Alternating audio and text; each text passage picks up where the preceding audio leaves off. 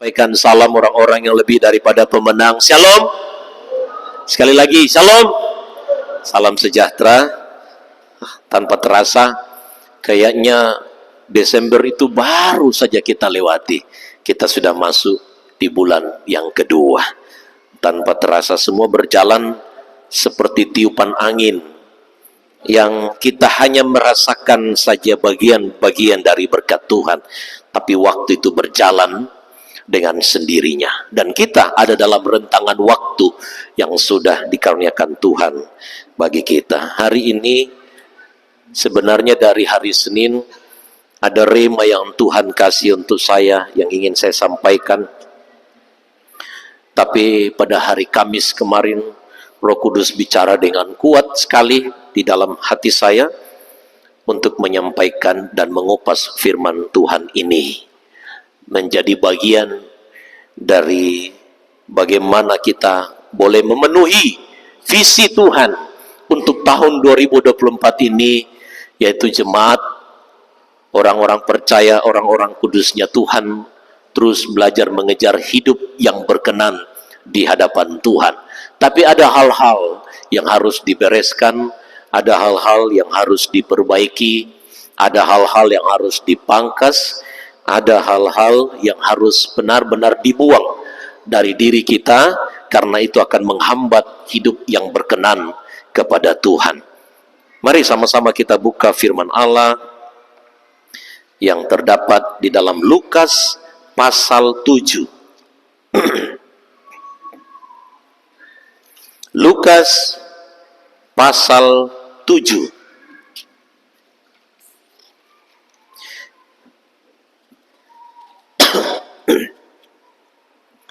Lukas pasal 7 ayat yang ke-23. Satu ayat saja. Lukas pasal 7 ayat yang ke-23.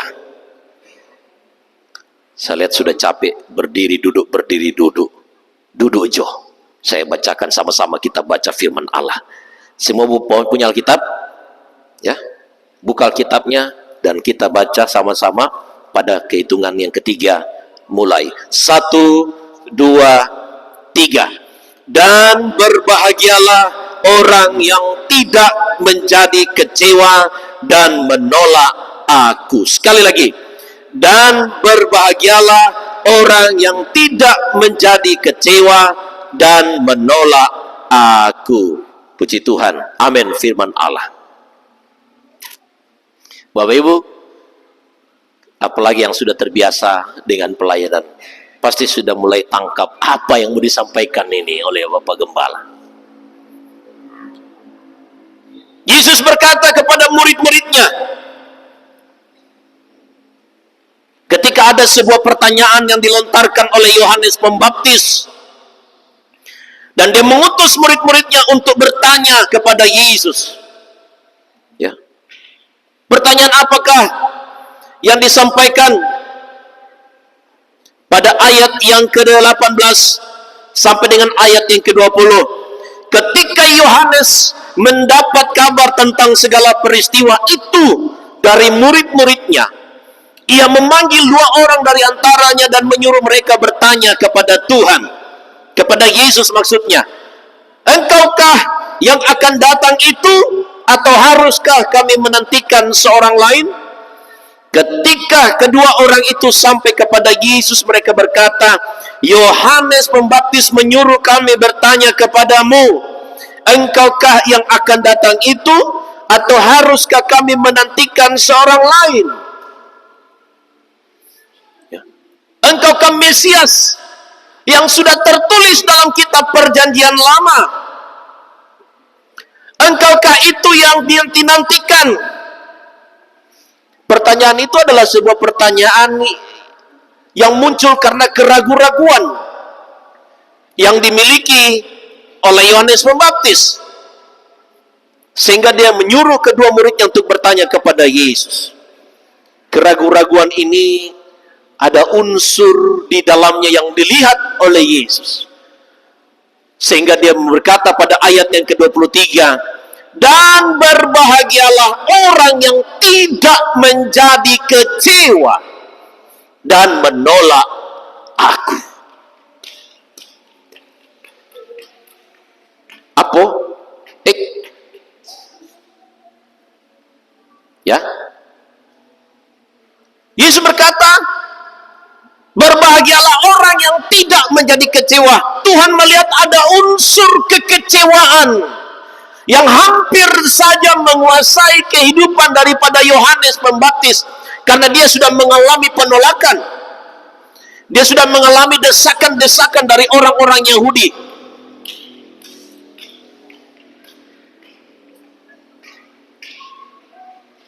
Mana mamanya? Pegang itu apa itu? Nah. Sehingga dia mulai meragukan tentang siapa itu Yesus yang sudah hadir. Saudara-saudaraku, Tuhan melihat ada unsur kekecewaan yang bisa saja muncul dalam diri daripada Yohanes Pembaptis. Saya ingin bertanya kepada Bapak Ibu sekalian, pernahkah Bapak Ibu mengalami kekecewaan? Pernah? Bagaimana rasanya? Ibu bilang ini. Ada sangat di sini di dalam hatiku. Dalam Alkitab tercatat beberapa jumlah orang yang mengalami kekecewaan kepada Tuhan. Yang pertama Yunus. Yunus kecewa karena Tuhan mengampuni orang Niniwe. Ya. Makanya dia ketika mendapatkan perintah untuk pergi ke Niniwe, dia justru pergi ke Tarsis. Menghindar. Karena dia punya keinginan Tuhan hajar saja semua penduduk Niniwe. Sesuai dengan apa yang kau katakan, engkau akan menghukum semua penduduk Niniwe karena mereka telah berbuat kejahatan. Karena ada unsur di dalam diri daripada Yunus, bahwa dia menyaksikan, dia merasakan bahwa keluarga besarnya pada waktu itu telah dibantai oleh orang-orang di Niniwe. Sehingga muncul amarah dan dendam. Ketika Tuhan berkata, tolong sampaikan kabar pertobatan kepada Niniwe, supaya mereka bertobat. Jika mereka tidak bertobat, aku akan menghukum mereka semua. Yunus berkata, ini kesempatan aku membalas. Ini kesempatan, aku tidak berkuasa untuk membalas orang Niniwe. Biarkan Tuhan yang membunuh mereka semua. Yunus pergi meninggalkan perintah Tuhan. Kita tahu kisahnya, Tuhan tangkap dia, dan Tuhan melalui ikan yang besar, dimuntahkan di pinggir pantai, dan dia berjalan beberapa lama, waktunya sampai ke kota Niniwe. Sampai di Niniwe karena perintah Tuhan. Jadi dalam amarah, dalam emosi, dia pun menyampaikan perintah Tuhan, bertobatlah. Ketika mereka penduduk Niniwe mendengarkan berita tentang Yesus, tentang perintah Allah untuk bertobat, mereka lalu semua bertobat. Mereka berpuasa. Mereka berseru kepada Tuhan. Terjadi pertobatan. Ketika semua penduduk Niniwe bertobat kepada Allah, justru muncul di dalam hati Yunus kecewa. Kecewa dia. Sampai orang Manado bilang dia meraju. Duduk di bawah pohon, menangis kepada Tuhan. Engkau tidak adil. Coba kau jangan biarkan mereka bertobat. Hukum saja Tuhan. Yunus ternyata nabi, tapi juga pernah mengalami kekecewaan kepada Tuhan. Dan juga pernah kecewa kepada semua orang-orang penduduk Niniwe. Ya? Jadi bukan cuma Bapak Ibu yang pernah kecewa. Bukan cuma saya yang pernah kecewa. Istri saya juga pernah kecewa dengan saya. Tapi untung kecewanya itu telah dirubah Tuhan menjadi cinta yang sangat dalam. Yang kedua, Habakuk. Habakuk kecewa karena Tuhan tidak menjawab doanya. Waduh, ini banyak orang tuh jadi kecewa karena doanya tidak dijawab, sama seperti Habakuk. Berdoa, berlama-lama waktunya, bertahun-tahun, berminggu-minggu, berbulan-bulan, sakitnya terus sakit yang dialami, berobat ke sana kemari tidak ada perubahan, berseru kepada Tuhan, pendeta ganti pendeta, gereja ganti gereja, berdoa, minta topangan doa, pendeta Safati minta topangan doa supaya mengalami kesembuhan, supaya berkatnya dibukakan oleh Tuhan, supaya usahanya berjalan dengan baik, tapi kelihatannya tidak ada jawaban daripada Tuhan. Dari doanya itu, Habakuk pun menjadi kecewa dengan Tuhan. Berapa banyak di antara kita yang juga berdoa dan berseru kepada Tuhan, tetapi kelihatannya tidak ada jawaban doa, lalu menjadi kecewa dengan Tuhan. Berapa banyak anak-anak meminta kepada orang tua, "Bapak, Mama, saya butuh ini kebutuhan saya, ini keperluan saya mau sama seperti teman-teman. Mereka punya ini dan punya itu." Apa yang diminta oleh mereka kepada orang tuanya dijawab oleh Tuhan, "Bapak, saya juga mau." Tapi karena orang tua belum memiliki seperti apa yang dia butuhkan, maka tidak terjawab. Berapa banyak anak-anak juga menjadi kecewa dengan orang tuanya. Ya. Contoh yang ketiga, Naomi. Naomi akhirnya menjadi kecewa kepada Tuhan karena dia berkata dalam Rut pasal 1 ayat 20-21, kecewa karena Tuhan mengizinkan hal-hal yang buruk menimpa kehidupannya. Suaminya meninggal, kedua anak laki-lakinya meninggal, mereka susah di negeri perantauan. Sampai dalam doanya dia berseru dalam ungkapan kekecewaan karena Tuhan sudah mengizinkan kami mengalami penderitaan, kesusahan.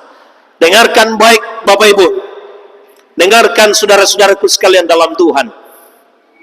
Ya, sesungguhnya orang percaya kalau dia menerima pergumulan, dia menghadapi tantangan dalam hidupnya, lalu dia berkata, "Saya menderita." Sesungguhnya dia bukan mengalami penderitaan dari pergumulan itu, tetapi dia menderita karena dirinya tidak mampu menerima kenyataan hidup yang menjadi proses iman dalam hidupnya.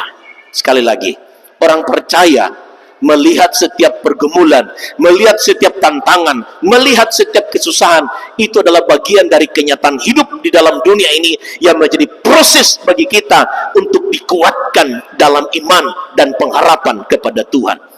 Bukan sama seperti orang dunia yang melihat pergumulan tantangan itu dan menerima itu sebagai sebuah penderitaan. Karena orang percaya dari setiap pergumulan dan tantangan hidup, dia pasti akan mampu mengucap syukur di atasnya. Katakan amin. Tidak langsung mengatakan ini penderitaan. Saudara-saudara, Naomi kecewa karena Tuhan mengizinkan banyak perkara-perkara pahit yang dia alami. Ini seorang ibu janda loh. Suaminya meninggal di perantauan. Anak yang membantu dia menjadi topangan masa hidupnya, dua-dua meninggal, meninggalkan anak-anak mantu yang mereka sama-sama menjadi janda. Kecewa dengan Tuhan. Ya. Contoh lagi, seorang anak muda yang kaya, dia adalah hakim. Dia orang yang punya jabatan besar di kalangan orang Yahudi. Ketika dia datang kepada Yesus, lalu dia mengeluarkan sebuah pertanyaan, bagaimana caranya supaya saya bisa masuk dalam kerajaan surga kekal, saya bisa memperoleh keselamatan itu. Yesus berkata, "Pergilah dan juallah harta kekayaanmu, lalu kembalilah dan ikutlah aku." Dengarkan baik, ketika orang muda yang kaya, hakim, yang punya wibawa, ya, status sebagai orang yang dianggap penting di kalangan orang Yahudi, ketika dia mendengarkan perintah Yesus itu, dia menjadi kecewa karena hartanya banyak, lalu meninggalkan Yesus. Kecewa dan dia meninggalkan Yesus. Contoh lagi, Kain dan Habel. Ketika Kain menyaksikan darinya Habel itu naik sampai ke tata Allah, diterima oleh Allah, sementara persembahannya tidak diterima, dia menjadi kecewa.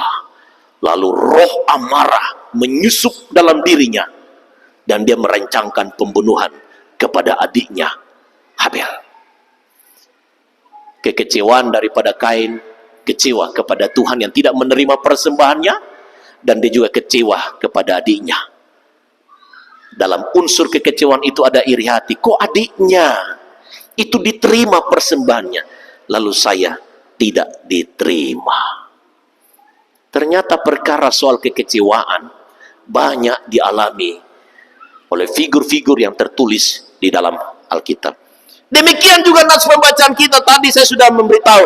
Alkitab menginformasikan kepada kita bahwa hampir-hampir saja Yohanes Pembaptis itu menjadi kecewa, padahal dia adalah nabi yang paling terakhir, nabi perjanjian lama, ya, yang dipakai oleh Tuhan untuk membuka jalan dan mempersiapkan jalan bagi Kristus Yesus Tuhan di muka bumi ini. Alkitab menginformasikan bahwa dia hampir-hampir saja menjadi kecewa tentang apakah Yesus itu benar-benar Mesias yang sudah dijanjikan itu, ya. Tapi dalam hal itu Yesus mengingatkan, memberitahu kepada kita, mungkin kita ada masuk dalam golongan atau kelompok orang-orang yang masih menyimpan rasa kecewa, mungkin kepada Tuhan tanpa kita sadari, dan mungkin kepada sesama kita, mungkin sesama jemaat, mungkin sesama pelayan, mungkin kepada gembala, mungkin gembala dan pelayan kepada jemaat. Dengarkan baik, Yesus berkata kepada murid diutus oleh Yohanes Pembaptis, dan juga berkata kepada kita bahwa dan berbahagialah. Hanya orang yang berbahagia adalah orang yang tidak menjadi kecewa, yang ujung-ujungnya menolak sesamanya, yang ujung-ujungnya menolak Tuhan yang sudah memanggil dan menetapkan mereka hidup dalam kasih dan kemurahan daripada Tuhan. Dengarkan baik, jangan simpan ketika engkau merasa ada kekecewaan di dalam hatimu. Di sini jelas sekali saudara-saudaraku dalam ayat yang ke-23 bagi kita. Dengarkan baik, tersirat, ya, tulisannya berbahagialah orang yang tidak menjadi kecewa dan menolak aku. Tertulis, tetapi ada tersirat di dalamnya bahwa momok yang bisa menjadi batu sandungan dalam hidup kekristenan kita, dalam hidup pertumbuhan rohani orang-orang percaya, dalam ketaatan dan kesetiaan kita kepada Tuhan, ketika rasa kecewa itu mulai tertancap di dalam hatimu. Ketika rasa kecewa itu mulai tertancap di dalam hati kita, maka kita mulai akan mengalami kemunduran rohani. Iman kita tidak stabil. Bukan berarti kita tidak boleh kecewa karena manusiawi, tapi standar rohani yang bertumbuh adalah mereka yang mampu mengatasi ketika rasa kecewa itu mulai muncul dalam dirinya. Kenapa saudara-saudara? Karena dampak dari kekecewaan itu tidak menghadirkan kebahagiaan dalam hidup kita, bahkan akan mengarah pada sikap hati yang kata Yesus berkata tidak percaya dan akhirnya menolak Tuhan. Berapa banyak hubungan suami istri kalau sudah tidak saling mempercayai karena ada rasa kecewa, hubungan itu bisa retak. Kalaupun dipertahankan hari-hari, akan diwarnai dengan pertengkaran. Kalaupun bisa disembunyikan rasa kecewa itu, rasa dalam rumah tangga itu akan menjadi hambar. Begitu juga dalam persahabatan, begitu juga dalam berjemaat. Kalau dalam berjemaat, dalam persahabatan, dalam nikah rumah tangga kita sudah ada warna rasa kecewa antara satu dengan lain karena melihat sikap, melihat perbuatan, mendengarkan kata-kata, menyaksikan hal yang tidak pantas, lalu muncul rasa kecewa. Dengarkan baik, Alkitab sudah memberitahu tidak akan pernah Anda merasakan kebahagiaan dalam hidupmu, dan ujung-ujungnya engkau menjadi tidak percaya kepada orang lain, dan juga justru tidak percaya lagi kepada Tuhan karena hatimu dan hidupmu dikuasai dengan rasa kecewa. Apa sih arti daripada kata kecewa dalam Kamus Besar Bahasa Indonesia?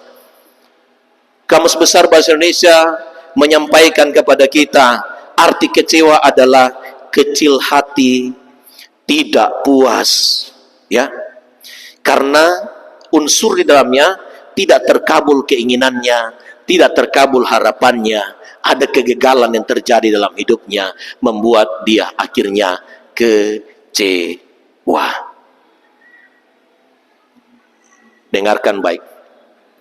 Tuhan begitu jelas berbicara mengingatkan jemaat Tuhan yang ada di Kimi.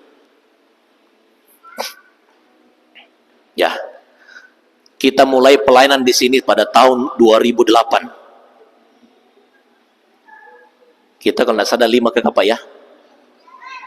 Janda 2. Nyonya Mustina yang sampai hari ini Tuhan masih karuniakan bersama-sama kita sampai melihat bangunan gereja ini selesai. Almarhum Ibu Berta Baru sudah dipanggil oleh Tuhan. Ya. Berapa banyak penderitaan, berapa banyak pergumulan, berapa banyak kesusahan yang sudah kita lalui bersama-sama. Tuhan kirim, Bapak Ibu sekalian, mari kita bergabung. Pintu gereja terbuka, akhirnya kita menjadi suatu kesatuan yang besar. Terdiri beberapa kelompok jemaat yang besar. Dan semua kita sudah mengalami proses Tuhan. Dan gereja kita akan masih terus terbuka bagi siapapun yang ingin bersama-sama beribadah karena hanya nama Yesus. Bukan karena gembala, bukan karena pelayan, bukan karena nama merek gereja, bukan karena pelayan-pelayan altar yang hebat, tapi karena nama Yesus. Di mana nama Yesus ditinggikan, di situ Tuhan akan kirim jiwa-jiwa untuk beribadah memuliakan akan nama Tuhan. Kita berhimpun bersama-sama. Susah senang kita sudah bersama-sama. Lalu ada rasa kecewa yang kita simpan? Ya. Apakah hanya karena satu masalah lalu itu menjadi alasan bagi kita untuk tidak mengasihi Tuhan lalu membenci sesama? Halo? Dari nol kita mulai pelayanan yang kita bangun. Kita kompak bersama-sama. Sudah pernah rasa lama sama-sama kekurangan. Sama-sama kita merasakan pikul batu dari kali. Sama-sama kita skop pasir. Baru hanya karena masalah-masalah kecil muncul lalu kita berkata kecewa. Lalu akhirnya kita mulai menjustifikasi satu dengan lain, lalu akhirnya kita putus hubungan, lalu kita menjauh, akhirnya rasa tidak percaya muncul, akhirnya kita tinggalkan Tuhan. Terlalu mudah dan terlalu gampang. Tidak melihat sepak terjang perjuangan yang dari nol itu. Justru kita sesama dalam jemaat, persekutuan jemaat itu semakin erat. Kalau dari luar datang mengrorong kita, ayo kita hadapi bersama-sama. Supaya jangan biarkan ada rasa kecewa dalam hati. Dengarkan baik, saudara-saudara. Rasa kecewa merupakan sikap hati yang tidak sesuai dengan kehendak Tuhan. Normal kalau dia baru mulai bertumbuh dalam keimanan, bertumbuh dalam ketaatan, bertumbuh dalam kesetiaan. Bertumbuh belajar untuk mengenal Tuhan, pasti Tuhan izinkan ada proses rasa kecewa itu. Tapi ketika dia sudah mulai bertumbuh dalam rohani, mulai semakin dewasa, rasa kecewa itu tidak akan mendominasi dirinya lagi, karena hatinya diisi oleh firman. Rohaninya sudah mulai bertumbuh menjadi dewasa, tidak mudah tersinggung, tidak lagi mudah marah, karena firman yang diterima selama hidup berjemaat, karena firman yang diterima bersama-sama dengan Yesus, dia memperoleh kekuatan surgawi, kekuatan iman. Ya.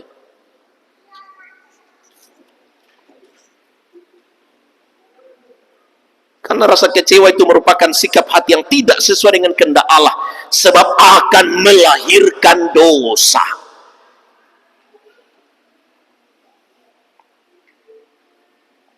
Sadar atau tidak sadar jemaat Tuhan yang diberkati, sadar atau tidak sadar, dengarkan baik. Rasa kecewa itu adalah senjata yang paling ampuh dipakai oleh kuasa kegelapan, oleh setan, oleh si iblis untuk menjerat kita, untuk menjerat orang percaya, untuk menjerat orang Kristen, untuk menjerat para suami-suami, untuk menjerat para istri-istri, untuk menjerat anak-anak terhadap orang tua, untuk menjerat orang tua terhadap anak-anak, untuk menjerat gembala terhadap untuk menjerat jemaat terhadap sesama jemaat, untuk menjerat jemaat terhadap gembala, untuk menjauh dari kasih setia Tuhan. Orang yang dipenuhi dengan rasa kecewa tidak akan pernah tenang di dalam hidupnya.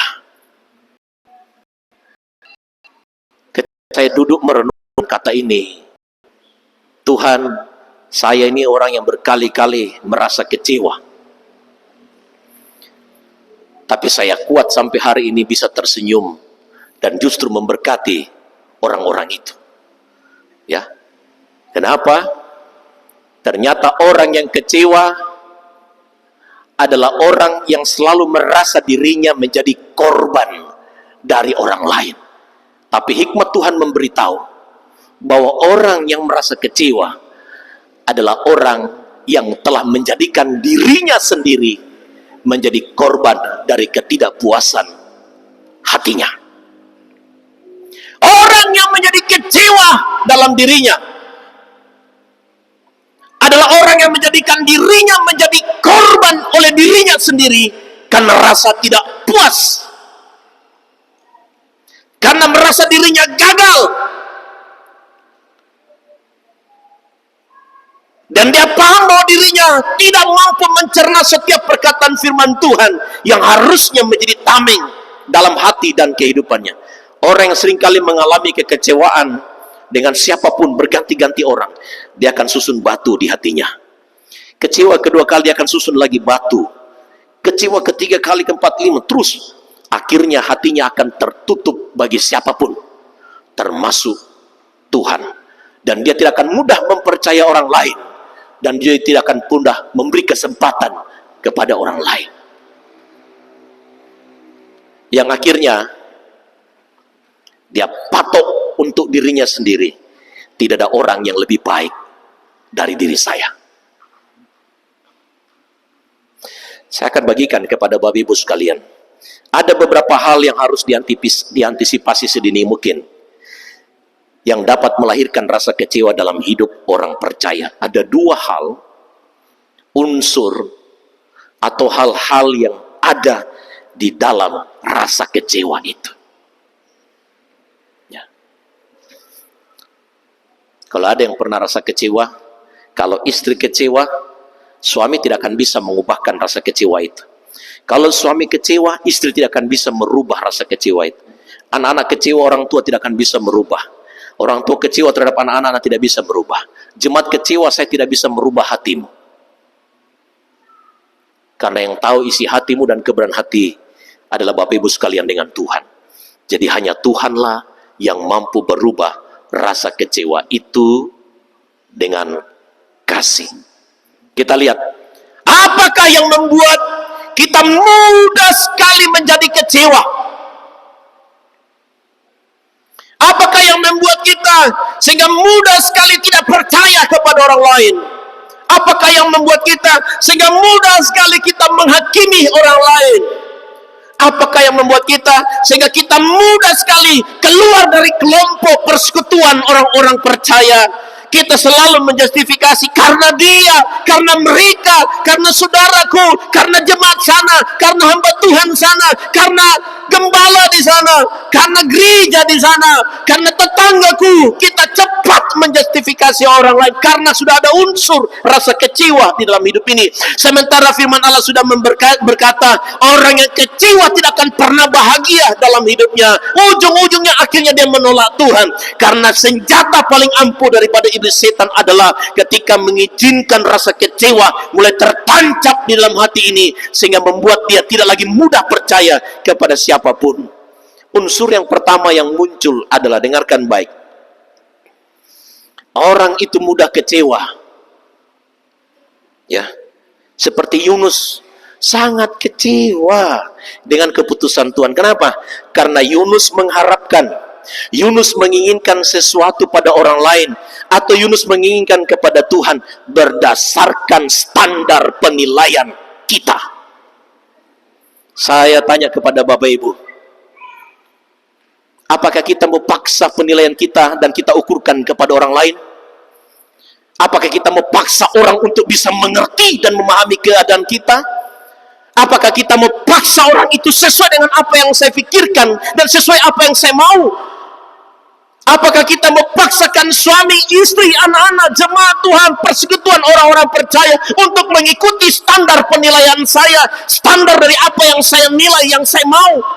Karena ketika itu sudah kita paksakan, ketika kita itu jadikan menjadi standar untuk mengharapkan sumbangsi dari orang lain kepada kita, untuk mengharapkan hubungan timbal balik dari orang lain kepada kita, dan kita sudah patok standar sesuai dengan penilaian kita, itu tidak akan mungkin tercapai, maka kita pasti akan mengalami kecewa.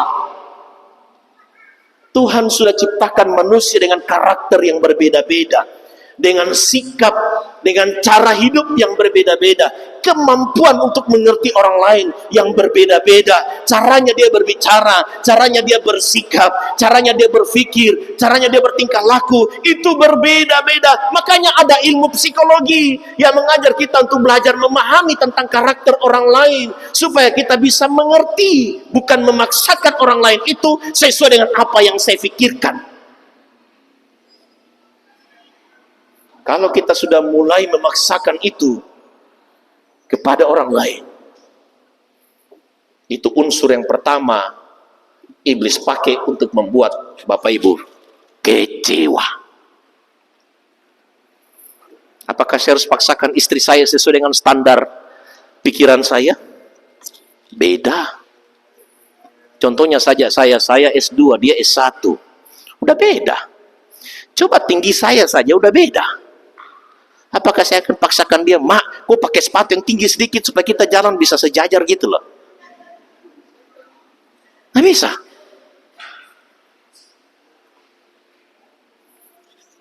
Apakah saya mau paksakan cara berpikir orang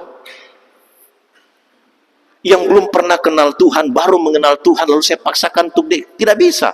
Ikut. Kita harus mulai belajar mengerti.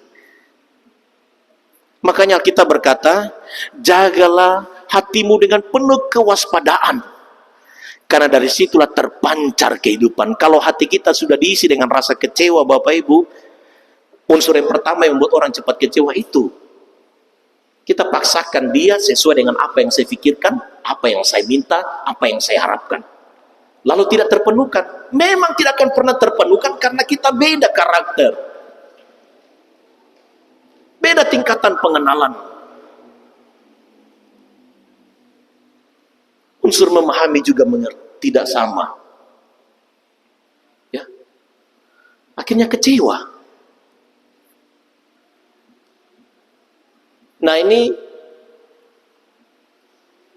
prinsip ini baru dimiliki oleh jemaat yang baru atau jiwa-jiwa yang baru bertobat, yang baru mulai belajar mengenal Tuhan. Ya. Maka kita hamba-hamba Tuhan itu dikaruniakan Tuhan untuk merasa. Cepat merasa. Artinya mengetahui. Itulah hikmat Tuhan.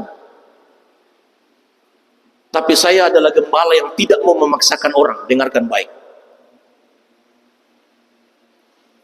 Dan saya tidak mau pakai ukuran saya untuk menilai jemaat.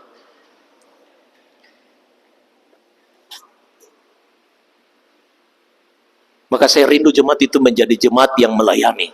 Saya rindu sekali bapak-bapak. Ini singers yang saya coba susun, jadwalnya itu ibu-ibu rata-rata. Bapak-bapak saya bingung mau cari singersnya. Maukah tidak kalau saya jadikan singers? Ya, tapi yang memang modal pertama,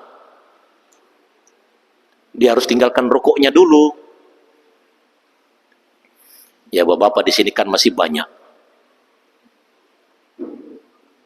Akhirnya Pak Peter, mungkin kita akan masukkan juga singers. Seandainya saya bisa singers, saya singers.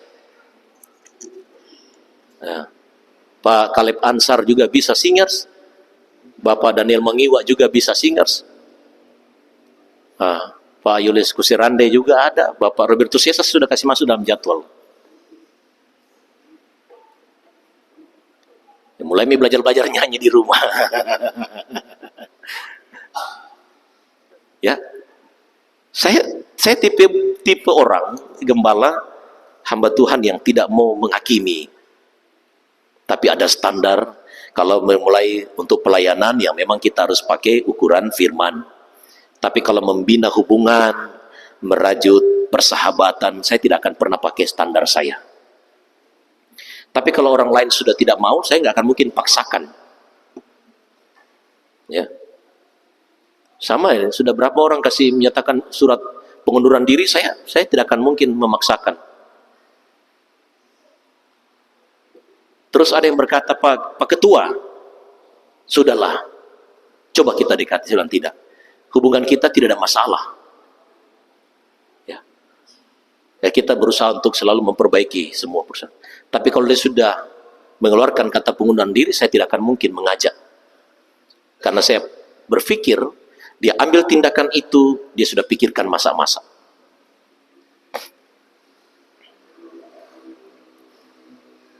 Kalau dia sudah meludah, tidak akan mungkin dia jilat kembali. Ya sudah, tidak apa-apa.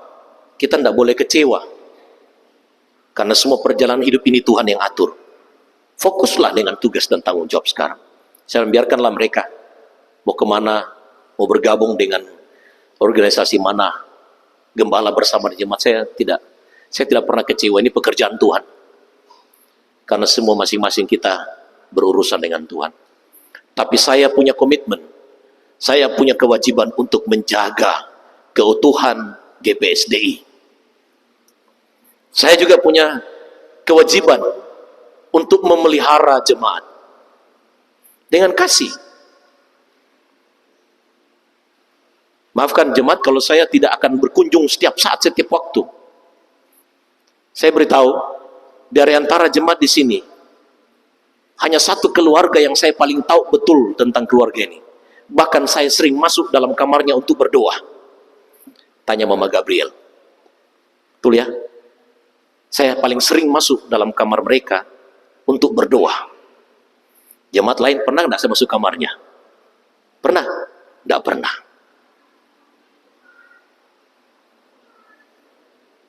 Ya. Karena kasih saya.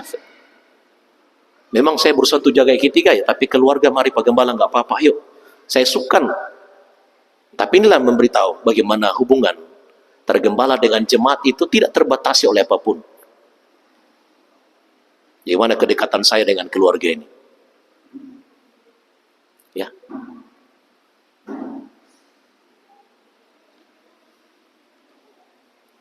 Jadi yang pertama, unsur yang bisa menghadirkan kecewa, kalau kita patok standar. Orang mau masuk, sabar, saya punya patok standar ini. Jalin hubungan, komunikasi, persahabatan, maaf, saya punya standar ini. Ketika terjadi benturan, oh maaf, saya tidak bisa ikut, saya punya standar ini. Akhirnya, ketika saya akan ikuti. Tapi ketika jalannya persahabatan, jalannya hubungan antara jemaat, antara orang-orang percaya, orang Kristen, dia tidak penuhi standar saya, kecewa. Lalu bagaimana kalau kita hubungan timbal balik? Dia juga punya standar untuk kita. Lalu kita tidak bisa memenuhi standarnya dalam menjalin hubungan persahabatan. Dia juga kecewa. Berapa banyak orang yang akan kecewa dalam dunia ini? Berapa banyak orang yang akhirnya menolak Tuhan? Berapa banyak orang akhirnya terkena dengan panah api daripada iblis setan sampai masuk ke dalam hati, kecewa jo, kecewa jo, kecewa jo, kecewa jo. Berapa banyak orang akhirnya tinggalkan gereja hanya karena kecewa. Ya. Makanya jangan itu simpan itu. Rasa kecewa terus. Ini sudah saatnya kita mengejar impian untuk menjadi sempurna di hadapan Tuhan. Masih tinggal terus berkiblat dengan cara hidup anak-anak bayi. Masih bayi rohani. Belum bisa dikasih makanan keras. Susu terus yang dikasih. Rasul Paulus mengatakan sudah saatnya engkau diberi makanan yang keras. Harusnya bertumbuh. Yang kedua, unsur yang kedua yang bisa saja membuat kita akhirnya muncul rasa kecewa. Yang kedua adalah Kita seringkali melihat bahwa kegagalan, sakit, kekurangan, rasa tidak sukses, putus cinta. Anak muda, siapa sini yang pernah putus cinta? Saya sebenarnya kan masih muda juga, tapi karena hamba Tuhan saya gak sungkan mau tanya. Ya anak muda, putus cinta, broken home, ya, tidak naik kelas, merasa tidak diakui sebagai anak dan tidak diakui sebagai keluarga, dan lain-lain. Dengarkan, mereka menganggap dan melihat semua itu adalah sebuah penderitaan hebat. Tadi sudah katakan, ya, melihat semua itu seperti sebuah penderitaan karena tidak mau belajar melihat bahwa itu kenyataan hidup. Alkitab berkata hidup di dalam dunia ini selalu saja akan menghadapi benturan-benturan dengan kesusahan karena kita selalu sementara diproses. Kewarganegaraan kita bukan dalam dunia ini. Surga ada tempat jaminan kekal dan kebahagiaan. Dunia tidak memberikan jaminan itu. Tetapi pemeliharaan Tuhan nyata bagi kita di dalam dunia untuk bertahan dalam iman dan tidak menjadi kecewa. Maka dia selalu menyediakan mujizatnya, dia selalu menyediakan pertolongannya, dia selalu menyediakan segala kasih, kemurahan, kebaikan, keluputan dalam segala sesuatu. Karena dunia ini disesatkan dengan pergumulan. Tapi banyak orang Kristen akhir zaman, banyak orang-orang percaya melihat lagi itu merupakan sebuah penderitaan, kesusahan yang harus diresapi, yang harus ditanamkan dalam pikiran. Akhirnya muncul sayang diri. Tapi yang sebenarnya gereja Tuhan, orang percaya, orang Kristen, jemaat yang ada di kini tidak boleh cepat menjadi kecewa oleh karena kesusahan hidup. Tapi anggaplah semua itu adalah bagian dari proses Tuhan untuk membuat kita menjadi dewasa. Maka terimalah kenyataan hidup. Kalau sakit jangan anggap itu sebuah penderitaan. Itulah proses hidup. Itulah kenyataan hidup. Tidak ada manusia satupun yang tidak akan mengalami sakit. Itu kenyataan hidup. Tidak ada manusia yang selalu berkatnya beranjak naik terus, grafiknya naik. Ada saatnya dia standar, ada saatnya dia statis, ada saatnya dia mengalami degradasi, mengalami penurunan berkat. Itulah kenyataan hidup. Kalau kita punya standar ukuran, kita selalu bersama Tuhan, baik-baik saja, bersama Tuhan, semakin melimpah dan diberkati, bersama Tuhan, sukacita terus. Nah, ketika datang pergumulan, kecewa. Tuhan katanya engkau berjanji mengikut Kristus itu pasti senang, mengikut Kristus itu pasti diberkati. Tapi ketika ada proses Tuhan datang, kecewa. Kalau sudah kecewa merasuk hati dan pikiran kita, dengarkan baik. Kamu, Bapak Ibu sekalian, anak-anak mudaku, dan termasuk saya, tidak akan bisa menjadi sahabat yang baik bagi orang lain. Tidak akan bisa menjadi pribadi yang mencerminkan kasih Kristus. Tidak akan bisa menjadi pribadi yang menjadi berkat, yang menjadi terang, yang membawa damai. Dimanapun engkau berada, satu tempat itu engkau akan melihat kekurangan orang lain, engkau akan kecewa. Kau pindah ke satu tempat, engkau melihat kekurangan orang lain, engkau menjadi kecewa. Dimanapun engkau pergi, karena standar penilaian yang kau masih pakai, rasa kecewa masih tersimpan. Semua tempat yang kau pergi, engkau akan mengalami proses kekecewaan. Lalu siapa yang menyalahkan? Apakah semua tempat itu kita menyalahkan? Itu karena jemaat sana, itu karena gembala sana, itu karena gereja sana, itu karena sahabat sana, itu karena pekerjaan sana. Yang bermasalah sebenarnya siapa? Yang bermasalah siapa? Kita yang masih menyimpan kecewa. Bersihkan. Kalau masih ada rasa kecewa dalam hati Bapak Ibu sekalian, itu jerat iblis bagimu. Untuk tidak melihat kenyataan hidup, dan untuk tidak bisa melihat perbuatan tangan Tuhan yang hebat dan besar atas hidupmu masing-masing. Contohnya Naomi kan, dia sempat kecewa dengan Tuhan. Sakit suaminya meninggal, kedua anak laki-lakinya sakit meninggal. Mereka kekurangan, menjadi orang yang miskin dari kalangan orang Israel pada waktu itu. Dan dia berlihat kepada Tuhan, ini Tuhan mengizinkan, ini penderitaan, ini pergumulan, kecewa dengan Tuhan.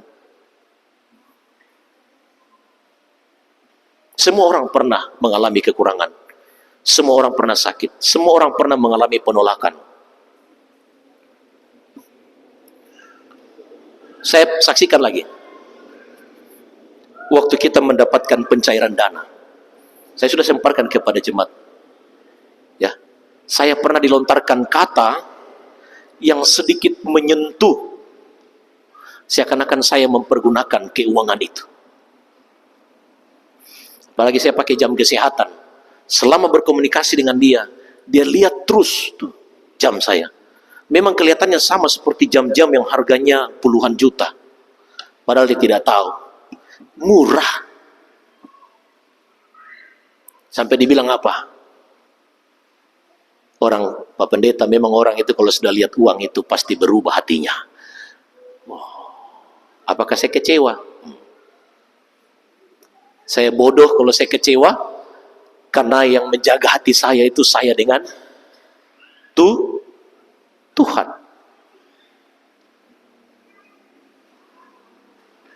Karena ukuran saya akan melangkah dengan baik-baik saja, dengan penuh sejahtera dan sukacita, kalau hati saya dipenuhi dengan sukacita dan damai sejahtera. Yang repotnya kalau para orang-orang yang kecewa, orang yang sakit hati, kalau sudah berkumpul sama-sama, itu pasti ngomongnya hal yang sama. Jadi kalau umpamanya luka sudah mulai kering, ketemu dengan orang yang punya standar penilaian yang sama dengan saya kecewa, cerita, dikorek lukanya itu. Yang satu sudah terkorek luka hatinya, satu lagi mengorek juga luka hatinya. Oh sudah, pembicara itu sampai berdarah-darah lah ceritanya. Pembicara itu sampai berdarah-darah. Jadi tidak akan pernah habis. Jadi kalau orang yang merasa disakiti, orang yang merasa kecewa, kalau kumpul akan terus membicarakan rasa kecewa itu, dan ketika berhimpun dia akan mencari sesamanya yang mengalami hal yang sama. Dia akan mencari kelompoknya. Jadi rohnya itu sama. Dekat itu, aduh, bagaimana kabar? Oh iya. Jadi itu ceritanya nyambung. Terus nyambung, kumpul semua. Akan menjadi satu kelompok orang yang sakit hati dan kecewa. Mau jadi apa gereja Tuhan kalau berhimpun semua dengan rasa yang masih disimpan dalam hati itu? Ya.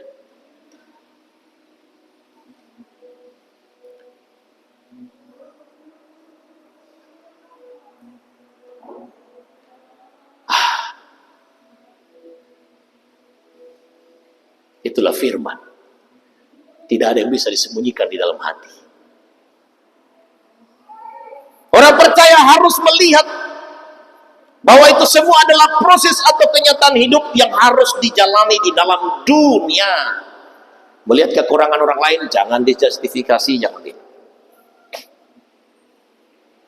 Ya.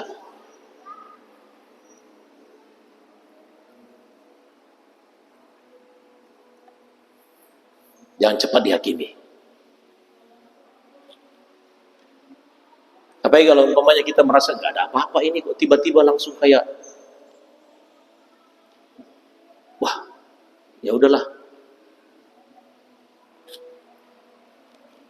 Semua akan berusaha untuk memilih jalan hidup masing-masing, berupaya untuk yang terbaik untuk Tuhan. Lakukanlah kalau menurut mereka itu baik dan tepat, silakan kerjakan. Alkitab sudah bilang, apa yang kau tabur, pasti kau akan tuai. Taburlah kebenaran, taburlah kebaikan, taburlah kasih, taburlah pengampunan, taburlah cinta, karena itu akan kembali kepadamu. Jangan tabur rasa kecewa, jangan tabur rasa sakit hati, jangan tabur rasa iri dan dengki, jangan. Karena itu akan kembali kepadamu. Jangan jadikan dirimu korban. Ya, kembali. Jangan jadikan diri kita seakan-akan jadi korban karena orang lain. Tapi justru karena kita yang telah membuka peluang, mengorbankan hati dan pikiran kita sendiri. Karena saya tidak akan mungkin merusak berusaha menjamah hati Bapak Ibu dan merusaknya. Yang menjaga hati kita adalah kita dengan Tuhan sendiri. Ya. Alkitab berkata dalam 1 Tesalonika pasal 5 ayat 14 sampai dengan ayat 32, mengucap syukurlah dalam segala sesuatu. Engkau diizinkan Tuhan mengalami proses, ya, besi menajamkan besi. Engkau berkata, aduh sakit Tuhan. Alkitab berkata mengucap syukur itu proses.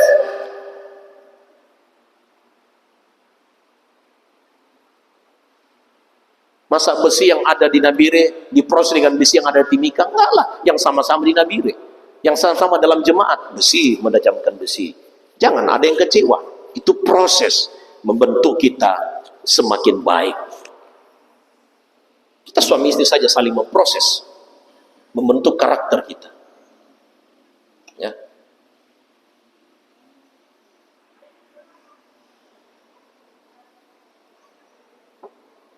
Mazmur 37 ayat 5, serahkanlah hidupmu kepada Tuhan. Dia tahu yang terbaik.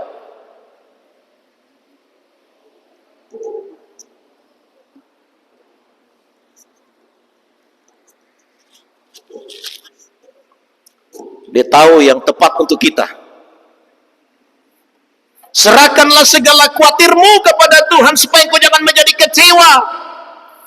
Mazmur 55 ayat yang ke-23, serahkanlah semua perbuatanmu kepada Tuhan, sebab dia akan mengontrol, dia akan melindungi, dia akan memberkati, dan dia akan menolong engkau. Amsal 16 ayat yang ketiga.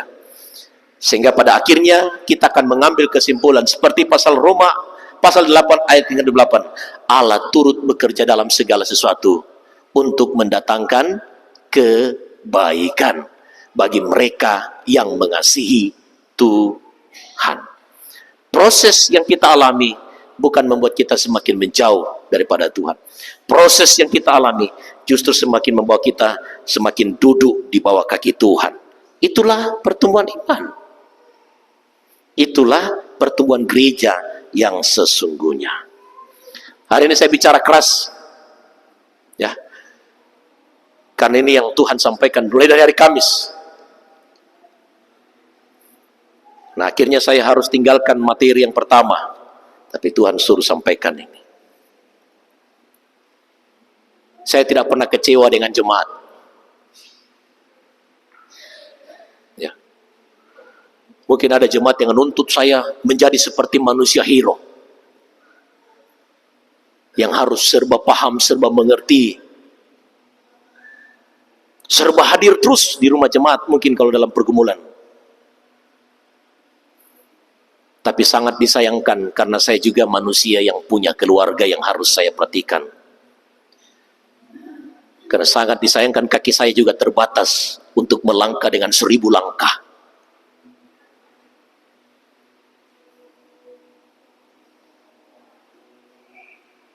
Tapi kalau ada jemaat yang bisa mengambil langkah 1000 dibandingkan saya, silakan.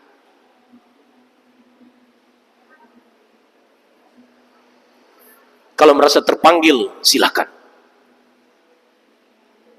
Kalau merasa lebih daripada orang lain, punya kemampuan yang lebih, silakan.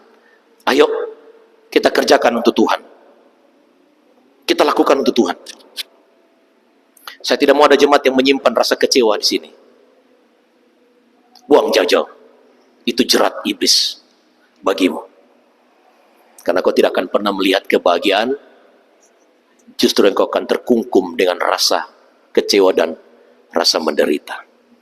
Maka ada lagu mengatakan, tak pernah kecewa mengiring Yesus, tak pernah kecewa, ku serahkan semua, berjalan sertanya, semakin bahagia, tak pernah kecewa, buat selamanya.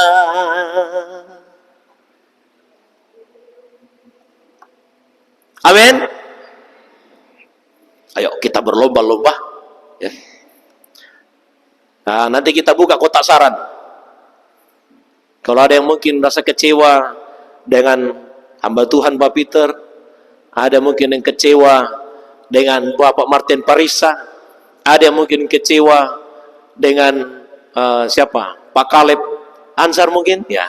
Ada yang mungkin kecewa dengan semua, silakan tulis di kotak saran, nanti kita akan kasih masuk. Sampaikan, dan kita harus kita harus bawa dalam doa. Karena kita harus bereskan, bagaimana mau jadi hidup berkenan di hadapan Tuhan kalau yang kelihatan kita bisa tersenyum dan seperti biasa-biasa, tapi ternyata kita nyimpan di dalam hati. Ya, jangan ya. Jemaat kita di Kimi bukan jemaat yang cengeng, bukan jemaat yang baru bertumbuh. Dari 2008 kita mulai di sini. Kita kompak bersama-sama. Banyak orang-orang tua kita yang sudah Tuhan panggil. Mereka menjadi kesaksian hidup untuk kita. Ya. Mujizat yang tidak boleh dilupakan. Ini baru 10:30. Ketika Tuhan mengunjungi keluarga, salah satu keluarga dan orang tua kita ini, Tuhan sudah panggil. Waktu itu masih tinggal di Waharia. Mungkin saya bicara begini langsung Bapak Ibu tahu siapa dia. Dikunjungi oleh seorang pendeta. Didatang di situ, motornya mati, habisan bensin. Dia masuk di rumah, dia bilang, tolong bisa pinjam bensin, kasih uang, saya beli bensin. Tapi sebelum dikasih uang, dia masuk dulu. Langsung ditegur, Bapak pendeta, Bapak bertobat, pergi ke gereja. Waktu Tuhan sudah sangat dekat. Dia tahu bilang ini pendeta memang, dia kenal. Ini pendeta di Biak. Ketika sudah bicara begitu didoakan. Ini Bapak almarhum ini tidak pernah pergi gereja. Istrinya rajin. Setelah didoakan, Bapak pendeta itu minta izin keluar. Setelah keluar, sudah kasih uang bensin. Starter motor bisa nyala. Padahal sudah kasih uang bensin.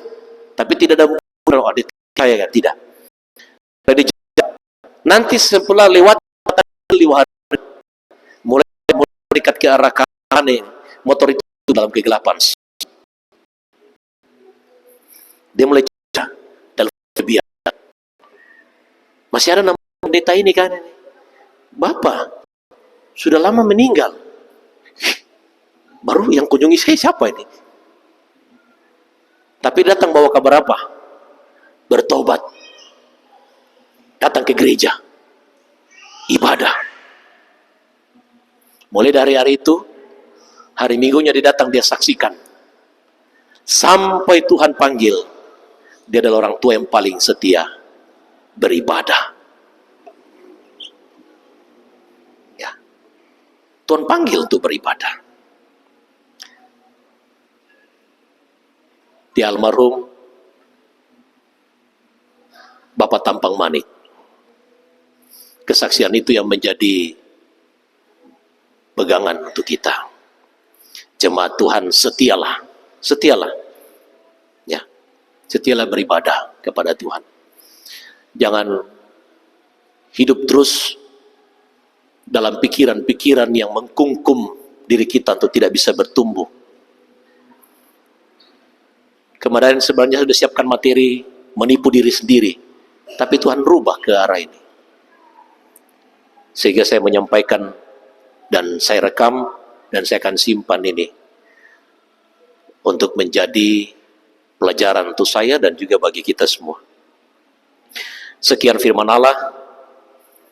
Mari kalau ada kunjungan-kunjungan dari orang-orang yang kita lihat dia itu merasa ada kecewa, janganlah ini pembicaraan kekecewaan, tapi sampaikan firman.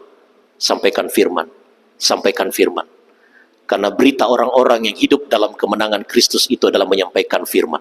Bukan menyampaikan keburukan orang dan menyampaikan rasa kecewa. Tapi sampaikan firman, firman, firman. Karena itulah kesaksian hidup yang sesungguhnya. Tuhan Yesus memberkati. Saya undang pemain musik, singer, song leader maju ke depan. Dan kita akan siapkan diri